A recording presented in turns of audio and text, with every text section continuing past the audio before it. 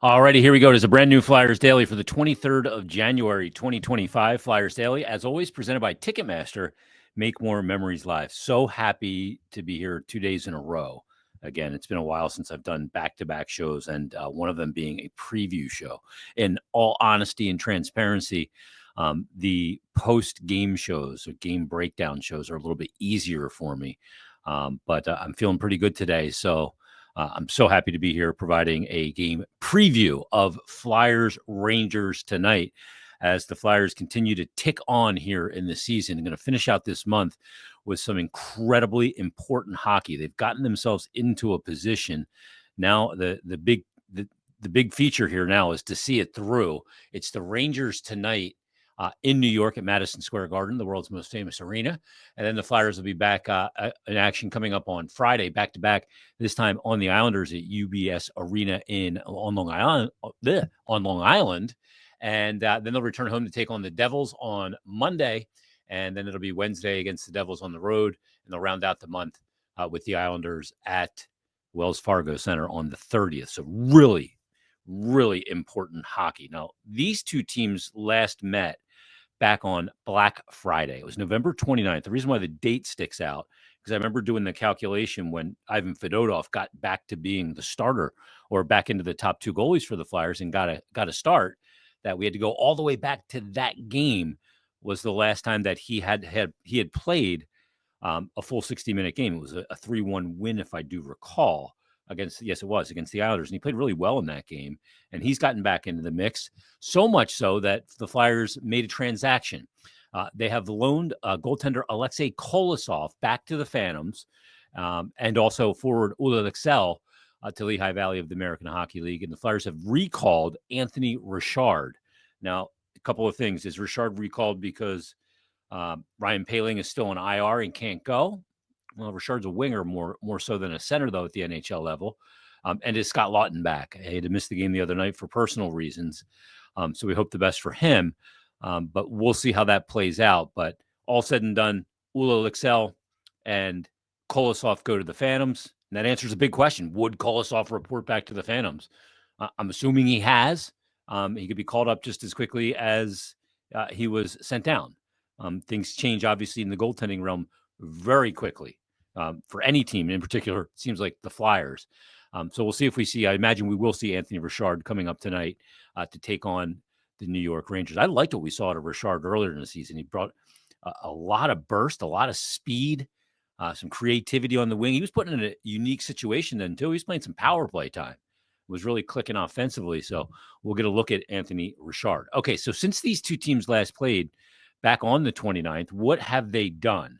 So the Rangers, since that game, and including that game, have played in 26 games, rather. They have a record since November 29th of 11, 12, and 3, 69 goals for, 83 goals allowed, and have really kind of hit a spot. I don't want to just say in their season, but I think organizationally, they've hit a really big wall.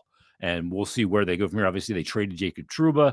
There's a lot of rumors out there that they're trying to get JT Miller, that they maybe even had a deal almost swung for him the other day, so much so that Miller wasn't going to play for the Canucks this past weekend, but he did. But we'll see where that goes and if the Rangers can save their season. But again, 11, 12, and 3, 69 goals for, 83 goals allowed. Flyers in that same stretch have played in 25 games, so one less game, but they have a record of 12, 10, and 3. They've scored 81 goals, which is 12 more goals than the Rangers over that span in one less game. And they've given up one less goal over that period of time. Flyers have given up 82 goals. And again, a record of 12, 10, and 3 over those 25 games for the Flyers. So Flyers have moved in the right direction, although marginally. And the Rangers, who I had a lot of high expectations for, I thought they were a team that could compete for the number one seed in the Eastern Conference again. They won a President's Trophy last year. Could they take the next step? It would be determined in the playoffs. I didn't think much would be determined, and it was a foregone conclusion the Rangers were going to be one of the top 3 teams in the Metropolitan Division and be on their way to the playoffs. That has not been the case. So it's been everything in a mess there in New York. But these two teams will renew acquaintances coming up tonight, and we'll see if it's Fedotov tonight. Maybe he gets the start tonight, although I find it really hard to take Ersson out. I don't want to overwork him, and you do have a back-to-back coming up with Rangers and Islanders. I would probably go Ersson tonight and then go Fedotov against the Islanders on Friday. You have 3 and 4 as well. Certainly Fedotov's going to get one of those games. I imagine the one he gets is Friday, not the one tonight against the Rangers. And Ersson's been off the charts, 5-0 in his last 5 games. He's won 6 of his last 7. He's got an over .930 save percentage. And he has settled in so nicely. And I'm just so happy to see it, because one of the things I talked to John Tortorella yesterday on Hockey and Hounds about is, why do we always talk about goaltending? Because it's so consequential. It's why do we always talk about the quarterback in football? Because the consequence of the position being solidified or not solidified is so determinant of results. That's why. And Sam Ersson has really pulled the nose up on the aircraft and his aircraft, and gotten his game moving in the right direction, has stayed healthy, and is in that rhythm that I didn't think we saw until recently with Sam Ersson going in and out of the lineup early on.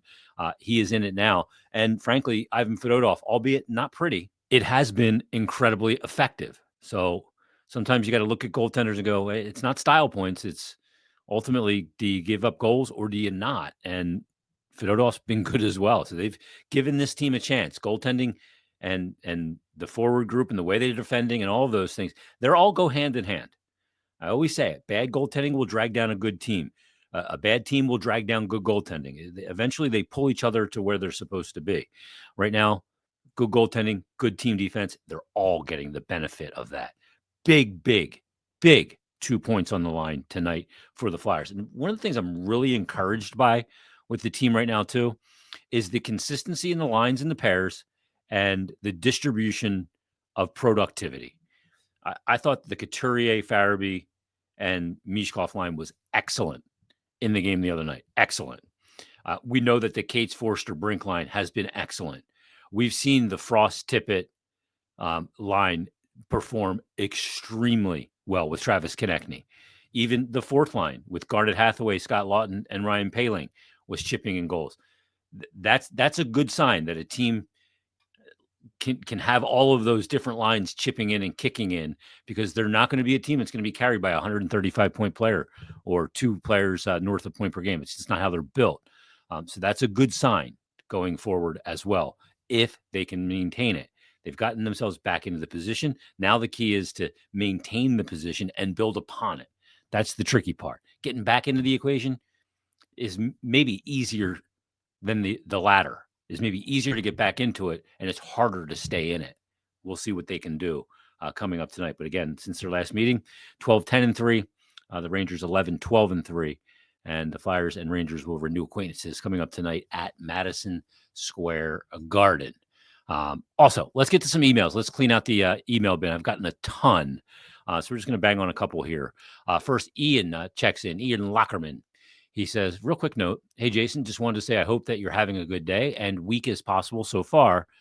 LFG Birds, let's bleep and go Birds and Flyers. Absolutely, man. I'm having a good week. Didn't start out great, but we're rebounding a little bit from our first treatment, and we're going to keep pushing. And I appreciate the note. And absolutely, let's bleep and go Eagles this weekend. Let's go Birds in the NFC Championship game over the Washington Commanders. And let's go Flyers. Let's keep this going. This is helping me and so many other people so much, which brings us to Joe Norman's note. He said, hey, Jason, noticed you didn't post a new episode on the pod the other day, so I can assume you weren't feeling so hot. Just wanted to take the opportunity to let you know how much I've enjoyed the show over the course of what's been a pretty exciting, also, if somewhat frustrating year. That's a great way to encapsulate it. It has been really exciting at parts and extremely frustrating at other parts. He says, Joe says, having your podcast to supplement my already steady diet of Flyers pre- and post-game action has really enriched the season for me. The perspective you provide, as both someone who's played the game competitively and as an insider, is a treasure to the irredeemable hockey delinquent such as myself. I hope you feel better soon, pal. Best wishes, Joe Norman. Joe, thank you so much. He said, P.S. Go Flyers. And I agree. And yeah, I mean, I've made this game my life. It's obviously been a huge part of my identity. I didn't come into the Philadelphia media and say, okay, there's a void in the coverage of this team. So that's where I'm going to plant my flag as an analyst, or I'm going to try and make my expertise. I always believe that a sports talk show host should have one in particular area of sport of expertise. Where you look at a lot of the guys on the radio, you got a lot of former Eagle players. Their expertise is obviously football, or a former basketball or baseball player like Ricky Batalico. I didn't do that. I did what came naturally to me, because most of my athletic experience in growing up was as a hockey player. And it was a sport that I didn't just play, loved to practice and play. Like, you couldn't get me off the ice. I loved getting on the ice. I loved going to hockey camps as a kid at Providence College or Phillips Exeter Academy and being on the ice 3 or 4 times a day, putting on wet equipment. You couldn't get me off the ice. And as I got older and I got more serious with the sport, and then on to post playing it, studying it and learning the why and the reasons and why the goals are scored, and crime scene investigating the elements of it. I just have always felt the more I've learned about the game, the more I've enjoyed the game, to figuring out the whys of it, and talking to guys that, like NHL goalies, that deal with a climbing shot off a cross ice one-timer, how they deal with that, what they're feeling, what their assessments are. I think that those educational things are really important to overall enjoyment of the sport. So, Joe, I thank you for the email. And we got this other one here from Emmanuel Sharinian. I hope I said your name right, Emmanuel. He's emailed me a few times. And in the subject line, he has a very poignant subject line. And it says the Risto conundrum. And I fully believe, like Manuel, that there is a Rasmus Ristolainen conundrum. You get this player a couple of years ago, brings a lot of mean, a lot of raw skill, but ran all over the place, was his own worst enemy at times, needed a lot of polishing to get his game where it needed to be, needed to have guardrails put up. And I always said that, leaving the Buffalo Sabres it's like being a car mechanic. You don't get home from your job as a car mechanic working on motors and oil pans and transmissions and brakes and all that stuff all day, accumulating the grime of it all in your hands. You don't just get home and whip out a bar of Dove soap, wash your hands, and you're clean of it. You have to get some good lava soap, and you got to scrub them, and you got to scrub all that grime of being a mechanic off your hands. It's not that easy. It takes time to do that. I've likened that to Rasmus Ristolainen leaving the environment of Buffalo, where I don't think that he was coached properly in an organization that was, one guy was pointing one direction, the other's pointing in another direction, the other guy's going, what do you want from me? To use an old Goodfellas reference. So Emmanuel said, good day, Jason. I really enjoyed your Monday episode with Bill Meltzer. They're all fantastic. Your inspiration in doing what you do for your fans and for the team while going through your fight is admirable. I concur with you. A solid week of Flyers winning hockey brings good vibes, and I'm glad those wins brought some pep to your step.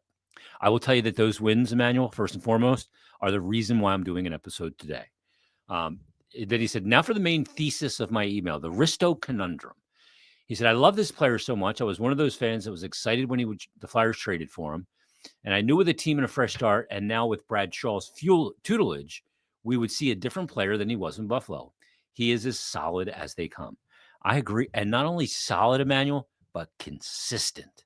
His game has found a consistent level. It's very rarely, the gap between his best game and his worst game is very narrow nowadays. Emmanuel says he's pushing the pace, joining the rush, starting the rush, plays physical, but rarely takes penalties, blocks shots, an absolute fearless warrior. And Torts seems to trust him and puts him out there in pivotal moments of any game. And the bigger the stage, the bigger the game he plays. So why all this talk about trading him? Isn't he the exact type of player you need to win playoff rounds? And therein lies the Risto conundrum. So if we're knocking on the door of being a playoff team, maybe this year, hopefully next, if we trade him, wouldn't we be spending our time and resources trying to find someone else like him to fit into that role? I understand the Flyers can fetch some draft capital and a prospect with the Risto trade, especially given the incredible strides he's made this season while staying healthy. His cap hit is not exorbitant. 2 years after this at 5.1. He's 30 years old, still young. No one plays mean on their defense like Risto. Sealer, who I love, is also fearless, but not the big bruising body Risto is, other than Hunter McDonald and the Phantoms, who is still raw. Not sure who else in the organization can step in and fill that. He said, I'm optimistic the Flyers will be playoff bound sooner rather than later, and Risto would be an integral component to our D-core during those down and dirty playoff battles that we love so much come spring. Kind of the way the former Flyer Radko Gudas played during his playoff and cup runs with the Panthers. I totally agree. I love Gudas. Would love your thoughts. Keep fighting the good fight. Better days are ahead. And this is the Risto conundrum. And it's the conundrum Danny Briere mentioned in his press availability 2 days ago. What do you do here? Now he does, if you trade him and you get something for him, you also free up cap space to go to the open market. But if you trade a player, there's a term Bill and I use quite a bit, Bill Meltzer and I. And when trading players, it's so easy to say, trade them, just trade this guy, trade everybody. But you have a cost per replacement. And if you don't have that cost per replacement in your system, and you can't solve that problem from within, and Risto is a legit top 2-pair defenseman, top 4 defenseman, a right shot top pair defenseman, who's now shown an ability to have his game be very steady and consistent, play physical, yet remain in the lineup. As soon as you trade him, are you looking for Rasmus Ristolainen? So it is a weird situation. He doesn't, where I think Scott Laughton's a little different, and why I love Scott Laughton, there's some redundancy with what Laughton brings on the roster. With, to a degree, Noah Cates, to a degree, Ryan Poehling. So there's a little redundancy there. So that makes a little more sense to me. There's not redundancy with the role that Ristolainen fills and the way he fills it. So it's a little bit different. So it is a conundrum. And why, look, I think trades in sports are one of the things that lathers up fan bases and gets people excited, and it gets me excited, and go back through all the years of big Flyer trades, in season, out of season, off season trades, monumental deals, minor deals that turned out to be big deals. Like obviously Mark Recchi for John LeClair and Eric Desjardins with Montreal, those kind of deals. When you look at all of those are the things that breed excitement. Does the same thing going out, it doesn't breed the same kind of excitement and newness. It may be the right thing to do. I don't know what the right thing to do here is. But what I do know is this, is that Emmanuel absolutely nailed it.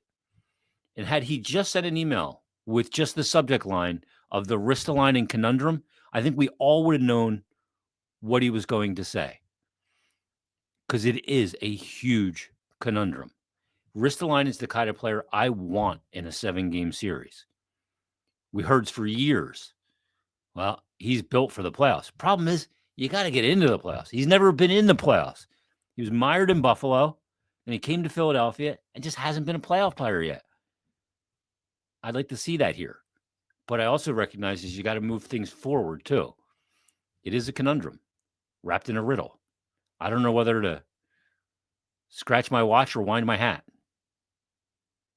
Try and figure that one out.